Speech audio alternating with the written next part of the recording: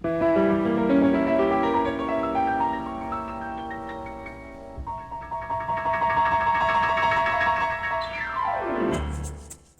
Carol, you and I are involved in the world of art. Yes. And art is intangible, you know, singers, painters, dancers.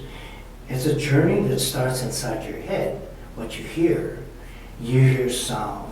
You want to manufacture those sounds to make that the foundation of a trio, a duo, a big band, a symphony orchestra, because the engine, we're talking about drums, are the engine of any group, small or super large. And it's so critical. Now,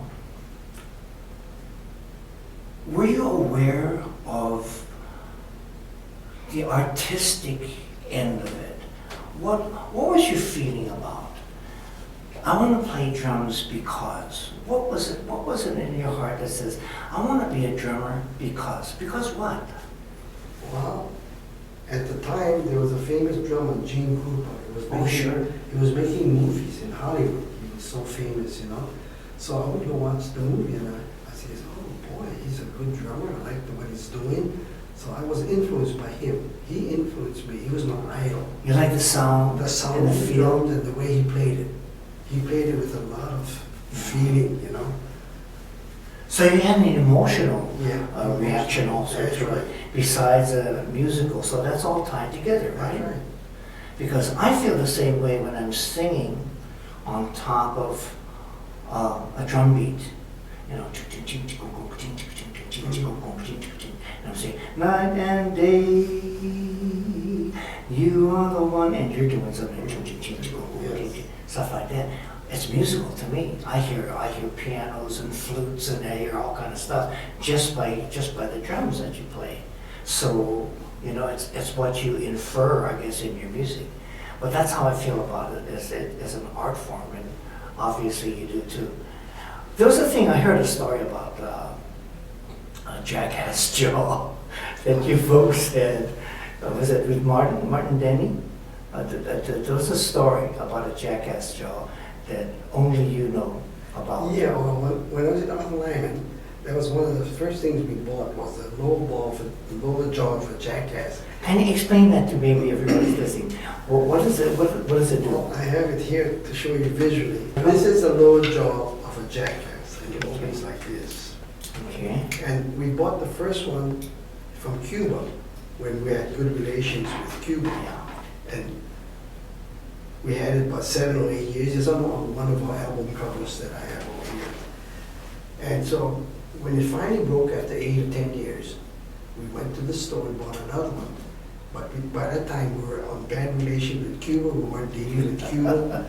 So we bought one that was made in Mexico, made in Peru. This is made in Peru, Mexico. Sure. And the first song, we hit this thing, it cracked. Now, the sound that it makes is sort of a It's a rattling sound because the teeth is loose. Oh, and it rattles. That's what it is. So we went to the store again, bought another one, boom, it didn't work. Because the one in Cuba, the African in Cuba, they know how to cure the bone somehow where it became still flexible after it was dried out and the bugs eat up all the meat and stuff like that. So till today, because we're still in bad relations with Cuba, we can't get at the real thing. That's amazing. What a great story. Yeah, and incredible. But American ingenuity. Yeah. They made an instrument that I have over there that resembles that sound. Listen to this. Wow. So that's the sound that made when it was nice and strong. Wow. So the Americans That's really invented cool. this because we couldn't get that anymore. Isn't it interesting? For the Amazing. 5%. So that's part and parcel of what drum kit, That's right. of what you play. That's right. Are there new things that are being added, I won't say yearly, but things come along as time goes by, Yes. that's added to A lot of new the inventions that sounds? I wish we had before when we were playing exotic Really? music. Yeah, they have a one-handed triangle that you can play the triangle Oh. and play something else. It frees your hand to do other things. But There's you a can- one-handed triangle? Triangle, and also tambourines. It's amazing what they have nowadays. Now they have the foot pedal that you can do three things at once. One here, and pound something on the cowbell. A triangle before you needed both hands? Yeah, both hands, ding, ding, ding, Ding, ding, but you ding. can do it with one hand now. Wow. And they had another thing, they had a jingle to it where you can do the claves, Mhm. talk, talk, talk, talk, talk, and you shake Yeah. the tambourine jingle. So you get two sounds in one. Now they have, I wish I could have had that. We used to make up our own before. Yeah, but I think about the fact that you didn't have it. You had to learn how to play. That's right. It's like now they got all these calculators and stuff Yes, like that. yeah. Kids don't have to learn how to add, subtract, multiply, or divide Right. and stuff like that because they just press buttons, right? You had to learn everything right from the And beginning. create different ways of trying to get the multiple sounds, you know, And keep time. and keep them at the same time. Yeah, yeah. Because the whole band was depending on Right, it. right. So Was there a favorite band? Did you have a favorite band to work with? A favorite kind of music? Well, I've always liked the big band sound, you know, and I've done a lot of trio combo work with past musicians that already gone to heaven already. No. I like small groups. I used to be a wonderful Yeah. dance drummer for the ballroom dancers. Mhm. Before in those days, they would come wherever we played to dance our music, pack the room. Because like you said, I was the engine that laid down the cha-cha-cha, the samba, and the tango. So they used to follow us. We had followers, whoever I played with, because the engine was there. And I felt good about that I was responsible. Because the ballroom dancers, they're not too into music, sometimes they can't find the one. They can't find the first Jimmy. Right. We can find the one, right? I've heard musicians like that too. Really? Well, the dancers cannot find the one. Yeah. So I try and lay it But down. again, that goes back to the drummer. Yeah, try and lay it down there so we can find the one. Well, talking about a drummer being the engine and being the core of a group, small group, big group, band, orchestra, symphonic orchestra, I hear the difference as a singer, as listening to the trumpets and the trombones and the saxophones, the cellos, the mellophoniums, whatever it happens to be. When there's a good, strong, tight drummer like you, because that was you. You were tight and you were solid. You were known as to be, that's a timekeeper. This man will take care of business. When you have that, the freedom to play, it opens it up for the other ones to play. It opens it up for me to sing. I have all I have to do is make sure that I hit the change. Mhm. That's all it is. In between, I got all this freedom because the time Is there? time is set. There's sometimes when the time isn't set, you got to stick to that, right on top of it, so that everybody else is safe. You're playing it safe. But you know what? That's not music. That's not music. Yeah. So You want the freedom. yeah. Yeah. You're amazing. I want to be able to sing big band with you more. We did it a long time ago. Mhm. As a purveyor of music, as a drummer, you've been doing this like 78 years. God, you've been doing this 78 years as a drummer. Now you're a player, people respect you, but one of the most important things I know of you is that you're a teacher. Yes. And you have taught some of the finest drummers ever to come out of Hawaii. Ever. One of them was mine. His name is Noel Okimoto. He played with Woody Herman, played with me for 5-6 years. Put him in the middle of a band, he's just like you. He's rock solid. It's your impetus that's all that. I didn't teach Noel Okimoto the drums, but I brought in artists every year, about 10 or 12 artists every year, the best you could find drummers. And Noel and all the drummers here they would come to it and they would draw and learn. And sometimes when they gave lessons, private lessons, they would take lessons from the artist, from the lecturer, the clinician. And so they all came and they learned by watching and asking questions, because they always have question and answer of the top drummers in the United United States, and I brought them in every year. And that helped all the drummers here. So, but the thing, for you to be able to bring in drummers of that quality, they had to respect you.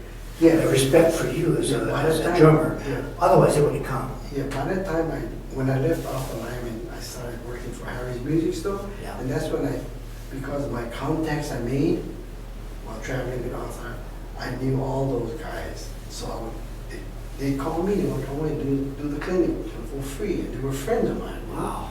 Wow. And it was Wow. very inexpensive of me to do that, so we'd have clinics, that's quite a few every year. I was gone. I had a gig Yeah. out off island when they had a tribute to you. And I heard everybody and their aunties and their uncles, they all showed up out of respect for you. You know what? You can't buy that. PR and marketing doesn't buy that. You have to, for somebody to get out of their house and go and show up Sunday. and on a Sunday, especially when they're watching baseball or football or basketball, and that's their lay down day. And to come out and say, I'm here because thank you for what you've done for music, for Hawaii. You know, we live in a small place, and for us to be, I guess, delineators of music and being leaders in fields, in different kind of fields, that's hard because they look at us in a different way. When you went to the mainland, you're playing up there. It's Now, I'm sure you ran into very interesting situations. Yes, People you do. said, you're a drummer? You're Chinese. Chinese. What do you know? What do you know about drumming? So I ran into that as a singer. What did you run into? I run into that. I'm Chinese. Well, my first experience playing with them, I played with the Mills Brothers, the famous Mills Brothers. Wow. And they travel around the world with a guitar player. Sure. That's all. They bring that. That's it. So they wanted a drummer, so they were playing a lot of each other. Yeah. They hired me. And I never rehearsed with them. I just rehearsed with the guitar player. He's a black dude, you know. And so the first night we opened with them, they looked, I don't know what they thought. Here's a Chinese drum, right? Yeah. They didn't know that I played jazz all my life, right? So the first two they played was sweet. They finally turned around and they went looking to the guy in the guitar. He's okay. He's swinging his ass off, you know. He's okay. That's really funny. Yeah. But you know, that's so the true. true story. And especially Asian, you know, they don't expect it. But in the mainland, when I was going on auditioning, if there was a black guy, white guy, and me, the white guy always had me auditioning. Mhm. The black guy would come in and he was full of like attitude. He'd come with attitude. Wow! He gets, yeah, that guy's got soul. So I come there and said, I'm Hawaiian. Yeah, what do you know about jazz? And you know, you're Hawaiian. What do you know about jazz? And already they categorize you because of what you look like, you know. And I look like whatever. In Los Angeles, they thought I was Mexican. They thought I was Puerto Rican in Florida. You know, they thought I was a Sicilian up in northern New York, whatever.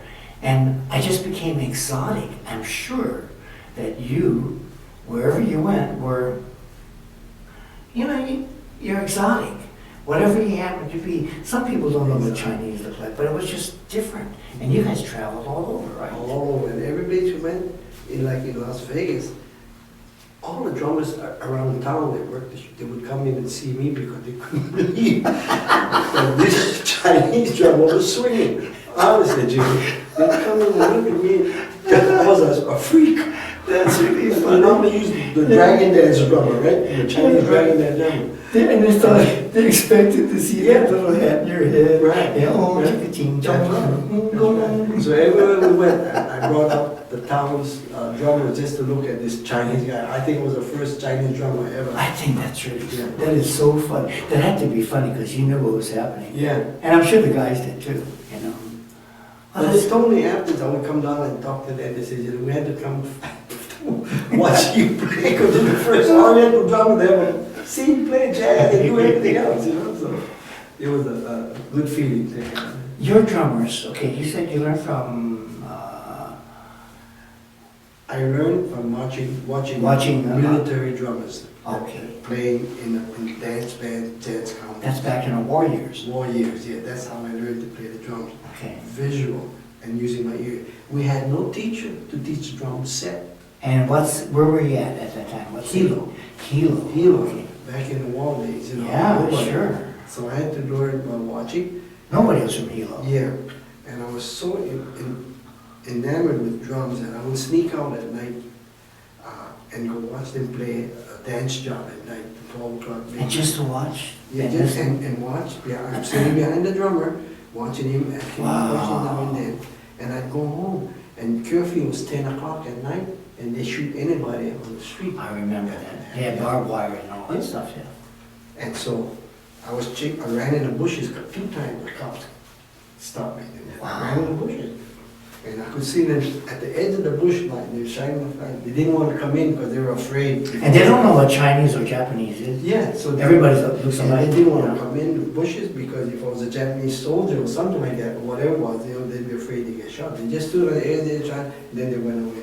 Then I went home. I got home, I stopped. Wow. I was scared. That is So scary. I ran in the bushes because he was full of bushes.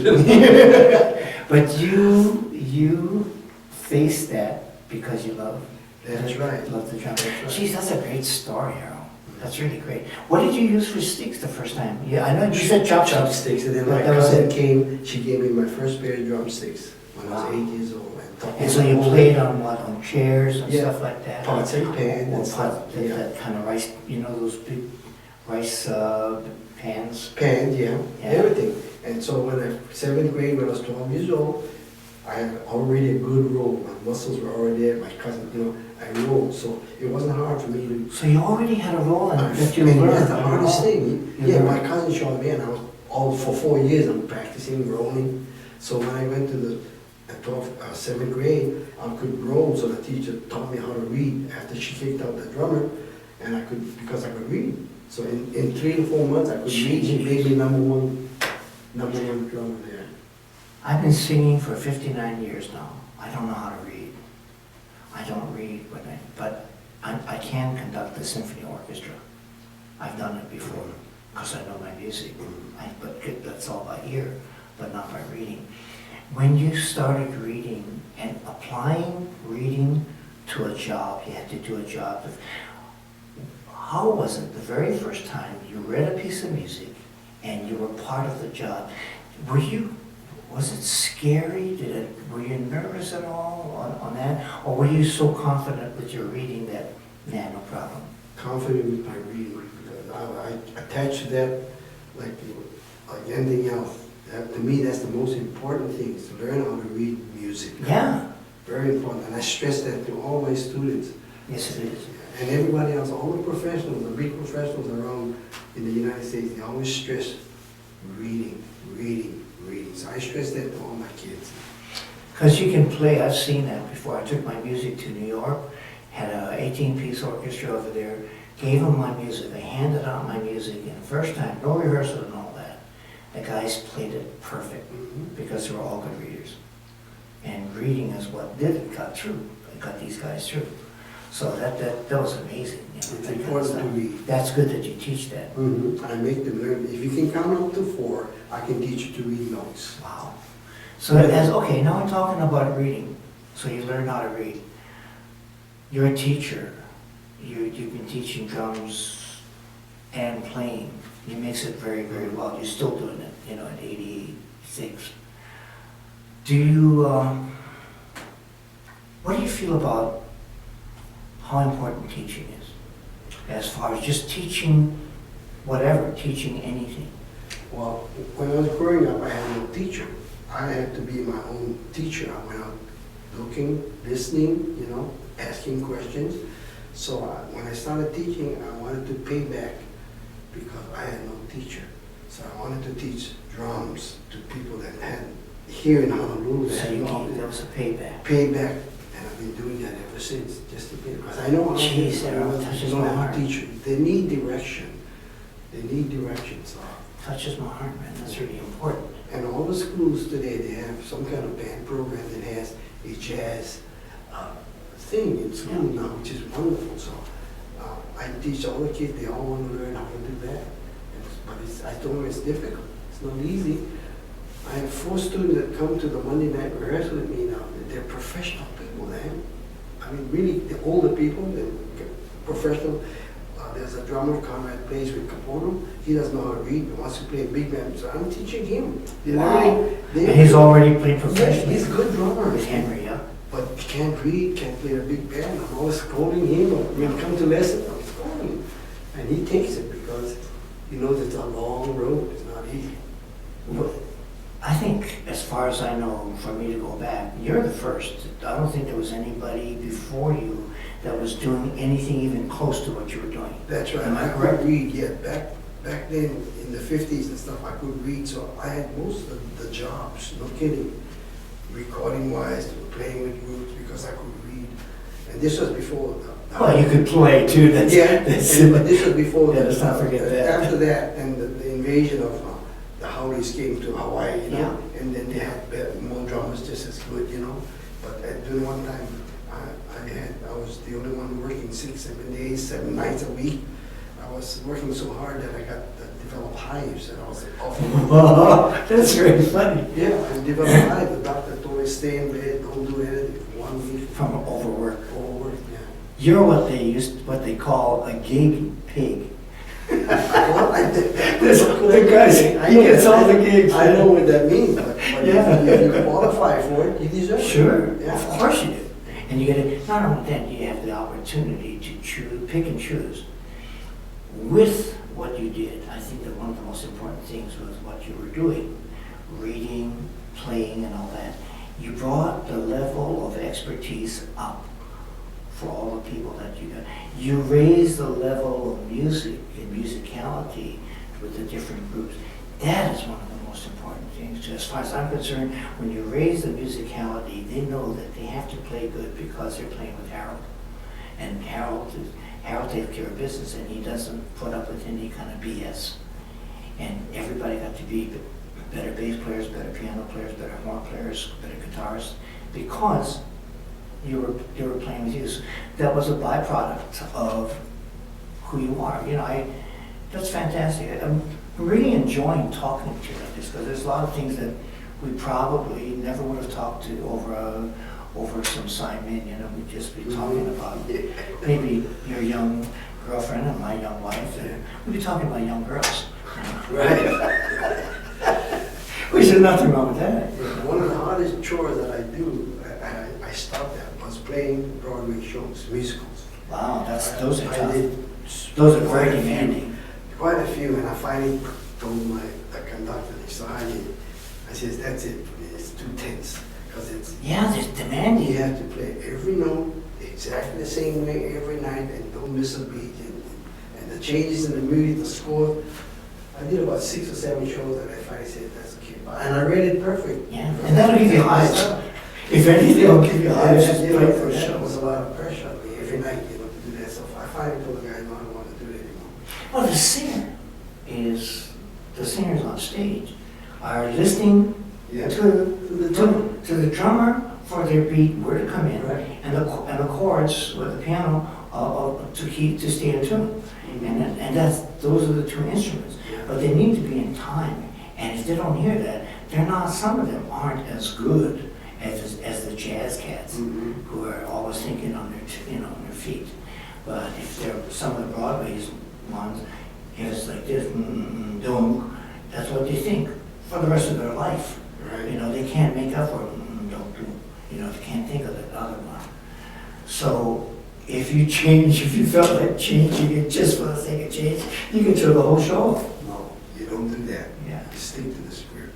There was one show that I did music called Gypsy. Yeah, sure. About a stripper, yeah. Yeah, great show.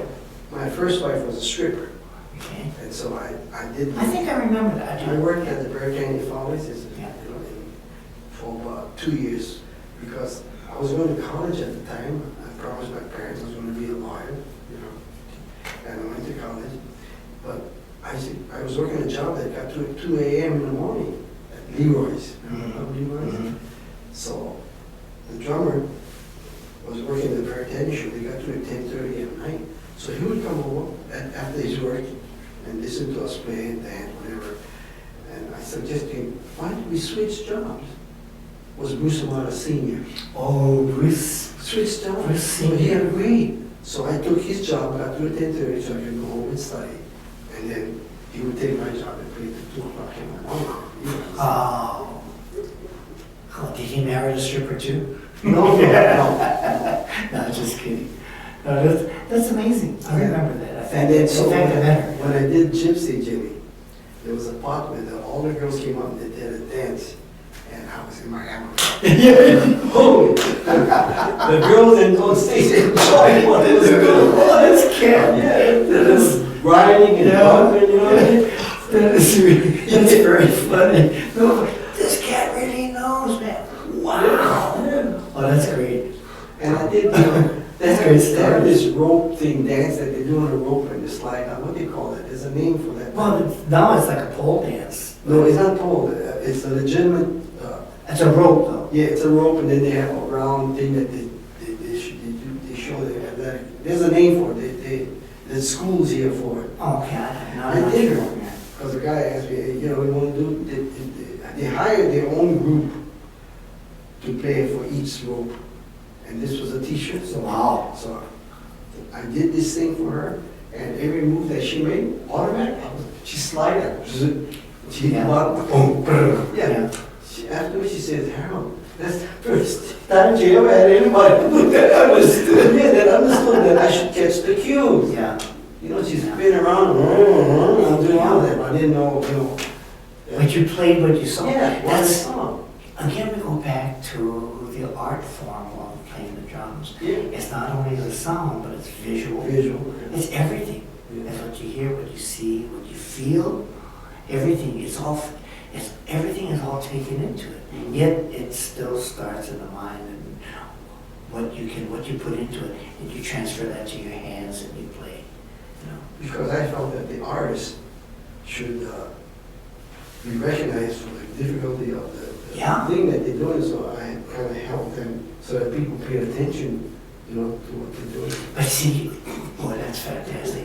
You were playing for the moment, the Yeah. overall picture, Exactly. and you weren't playing to show off in yourself. Mhm. You No. weren't playing for you. That's right. It wasn't just for watch me, watch what I can do. Yeah.